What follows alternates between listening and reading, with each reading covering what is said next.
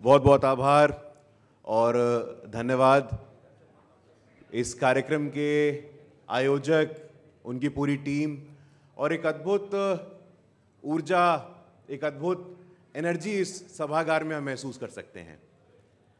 पूरे देश के युवा अलग अलग क्षेत्र के अलग अलग भाषा बोलने वाले यहाँ पे उपस्थित हैं और मुझे लगता है कि भारत की और भारत की राजनीति की यही खूबसूरती है, यही विशेषता है कि भारत के नाम पे हम आज भी किसी विमर्श में, किसी संवाद में एक साथ आ जाते हैं। आज आपके बीच में एक छोटा सा विचार, एक छोटी सी कविता में रखना चाहता हूं। भारत रत्न पूर्व प्रधानमंत्री, और ये विचार, ये संकल्प अभी भी अधूरा है। जो सपना हमने देखा था, भारत रत्न पूर्व प्रधानमंत्री स्वर्गीय अटल बिहारी वाजपेयी जी, उनकी एक कविता है जिससे मैं लगातार बहुत प्रभावित रहता हूं। उन्होंने कहा, 15 अगस्त का दिन कहता है, 15 अगस्त का दिन कहता है कि आज़ादी अभी अधूरी है। 15 अगस्त का दिन कहता है आज़ादी अभी अधूरी है, अभी बहुत कुछ प्राप्त करना है। और इस कविता के पीछे की मंशा, इस कविता के पीछे की रचना, वो आगे कहते हैं, सपने सच होना बाकी है। 15 अगस्त का दिन कहता है आज़ादी अभी अधूरी है, सपने सच होना बाकी है, राखी की शपथ ना पूरी है। सपने सच होना बाकी है, राखी की शपथ ना पूरी है। दिन दूर नहीं, दिन दूर नहीं, खंडित भारत को पुनः अखंड बनाएंगे। दिन दूर नहीं, खंडित भारत को पुनः अखंड बनाएंगे। गिलगिट से गारो पर्वत तक आजादी का पर्व मनाएंगे। और आज जब मैं इस सभागार में यहां आपके बीच में उपस्थित हूं, वो संकल्प मुझे पूरा होता हुआ दिखता है। आने वाले 25 वर्षों में वास्तव में जो नेतृत्व करने की दायित्व हम सबको प्राप्त होने वाली है, ऐसे किसी भी सम्मेलन में, कार्यक्रम में मेरा जब जाना होता है तो मैं कहता हूं कि हम जैसे कुछ राजनेता आते हैं और कहते हैं, you are leaders of tomorrow, आप भविष्य के नेता हैं। लेकिन मेरी व्यक्तिगत राय अलग है। मैं कहता हूं, the youngsters, the youth of this country, you are not leaders of tomorrow, you are leaders of today. आप कल के नहीं, आप भविष्य के नहीं, आप वर्तमान के और आज के नेता हैं, आप कल के नेता नहीं हैं। और ऐसे छात्र संसद के कार्यक्रम में बिहार दिवस के शुभ अवसर पे मुझे लगता है इस प्रकार का वैचारिक मंथन, इस प्रकार का वैचारिक संवाद होगा। और प्रधानमंत्री जी ने तो अपनी मंशा लाल किले से स्पष्ट कर दी है, जब उन्होंने कहा है कि उनका संकल्प है कि 1 लाख ऐसे युवाओं को, जब वो 1 लाख ऐसे युवाओं की बात कर रहे हैं तो उसमें आपकी चर्चा कर रहे हैं। 1 लाख ऐसे युवाओं को राजनीति में सक्रिय करना है जिनका प्रत्यक्ष या अप्रत्यक्ष रूप से राजनीतिक परिवार से कोई संबंध ना हो। और आज कम से कम हम दावे के साथ इस बात को कह सकते हैं, हां कुछ कम बेसी जरूर हो सकता है, लेकिन आज ये उदाहरण हमारे सामने दिखता है। आज जब हम देखते हैं कि संविधान के सर्वोच्च स्थान पे, at the top most constitutional position, आज जब संविधान के सर्वोच्च स्थान पे उड़ीसा के पिछड़े क्षेत्र के एक आदिवासी की बेटी को बैठने का मौका मिलता है, तो यह पूरे देश के आदिवासी और दलित युवाओं के बीच में एक संदेश देता है। आज पहली पीढ़ी का समय है। हां, जेनरेशंस का कुछ तो लाभ होता है, लेकिन उसके बावजूद भी पॉलिटिक्स में जो तपस्या है, जो त्याग है और उसके जो अनुभव हैं, अगर आज राजनीति में पहली पीढ़ी के लोगों को संघर्ष करना पड़ता है तो उसको संघर्ष के रूप में आप मत देखिए, उसको अनुभव के रूप में देखिए, उसको अनुभूति के रूप में देखिए। There are lot of examples today friends.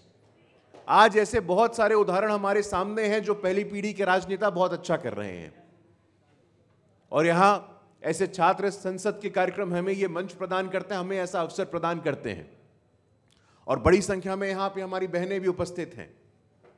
हमारी सनातन संस्कृति, तो अगर हम सनातन संस्कृति का अध्ययन करें तो हम पाएंगे, खासतौर पे आज जब बिहार दिवस की बात होती है तो गार्गी और मैत्रेयी को अगर हम ना याद करें तो हम पुनः श्रद्धा सुमन अर्पित करने में हम असफल होंगे। गार्गी हो, मैत्रेयी हो, सीता हो, आम्रपाली हो, हमारा बिहार ऐसे विदुषियों के समृद्ध संस्कृति से ही आगे बढ़ा है। और आने वाले समय में नारी शक्ति वंदन अधिनियम हो, प्रधानमंत्री जी का जो ये आह्वान है, इससे निश्चित रूप से एक उपजाऊ उर्वरक भूमि हमें आगे दिख रही है। मैं पुनः हृदय की गहराइयों से आभार व्यक्त करूंगा और पूरी शुभकामना दूंगा। पूरे संकल्प के साथ, पूरी मेहनत के साथ, पूरी श्रद्धा के साथ बिहार छात्र संसद की पूरी टीम सालों भर मेहनत करती है। ये कार्यक्रम का स्वरूप तो हमें आज दिख रहा है, but the amount of effort, the amount of energy that has gone behind the scenes, you should appreciate it. मैं आपसे आग्रह करूंगा कि एक बार करतल ध्वनि से बिहार छात्र संसद की टीम का स्वागत करिए आप। ये कोई पॉलिटिकल मंच नहीं है, ये लोकतांत्रिक मंच है। आप अगर कार्यक्रम की सूची देखेंगे, प्रोग्राम शेड्यूल देखेंगे, तो आपको पता चलेगा अलग अलग पॉलिटिकल पार्टी के लोग आएंगे, अलग अलग राजनीतिक दल के लोग आएंगे और अपने मतों को रखेंगे। तो ये भारत की सुंदरता है, ये लोकतंत्र की सुंदरता है। और इसलिए आज ये जो यात्रा कुछ वर्ष पूर्व प्रारंभ हुई थी, बिहार दिवस पे लगातार हम लोग बैठते रहते हैं। आने वाले समय में भी जो बिहार हमारी लोकतंत्र की जननी है, डॉक्टर अंबेडकर का मुझे स्मरण आता है। डॉक्टर अंबेडकर कहते हैं कई बार that the West is too proud. पश्चिम के देश बहुत सम्मान लेते हैं अपने आप में, लेकिन बाबा साहब अंबेडकर का कथन है यूरोपियंस और वेस्ट के लोगों के संदर्भ में, when you were still living in caves, जब आप यूरोप के लोग गुफाओं में रहते थे, उस समय भारत के लोग महाजनपद, जनपद और प्रतिनिधित्व और सदन को अपने पत्थरों पे लिख रहे थे। तो ये बहुत गौरवशाली परंपरा है, हमारी समृद्ध परंपरा है। इस परंपरा को छात्र संसद जैसे ऑर्गेनाइजेशन जीवित रखते हैं। मैं पुनः शुभकामनाएं देता हूं, हृदय की गहराइयों से आभार व्यक्त करता हूं that this culture of debate, this culture of argumentation, this culture of संवाद, दिस कल्चर ऑफ शास्त्रार्थ मस्ट कंटिन्यू। विवाद नहीं, संवाद चाहिए। हमारी मांगे पूरी हो चाहे जो मजबूरी हो, देश इससे नहीं चलेगा। अगर विकसित भारत का संकल्प हमें पूरा करना है तो हमारे मन में, मस्तिष्क में जो नारे हैं उनको बदलना होगा। हमारी मांगी पूरी हो चाहे जो मजबूरी हो, उसका एक समय रहा होगा। लेकिन आज के दौर में जब आपको भी रेलेवेंट स्टेक होल्डर्स बनना है विकसित भारत के संकल्प को पूरा करने के लिए, तो जो बदला हुआ नारा मेरे ध्यान में आता है वो है देश के हित में करेंगे काम, काम के लेंगे पूरे दाम। अब नारे के परिवर्तन की आवश्यकता है। All of us are relevant stake holders. विकसित भारत विकसित युवा के बगैर पूरा नहीं होगा। विकसित भारत विकसित बिहार के बगैर पूरा नहीं होगा। जब विकसित भारत का संकल्प है तो समाज के सभी वर्ग, हर क्षेत्र, हर जाति, हर भाषा बोलने वाले लोगों के सामूहिक प्रयास से होगा। यह बहुत सफल आयोजन है और जो हलाहल निकलेगा इससे निश्चित रूप से हम सब और समृद्ध होकर निकलेंगे। हमारे गणमान्य अतिथि लोग आ गए हैं और आयोजक भी यहाँ लगे हुए हैं। आपने मुझे मंच प्रदान किया, बोलने का अवसर आपके बीच में दिया, मैं इसके लिए आपका आभारी हूँ।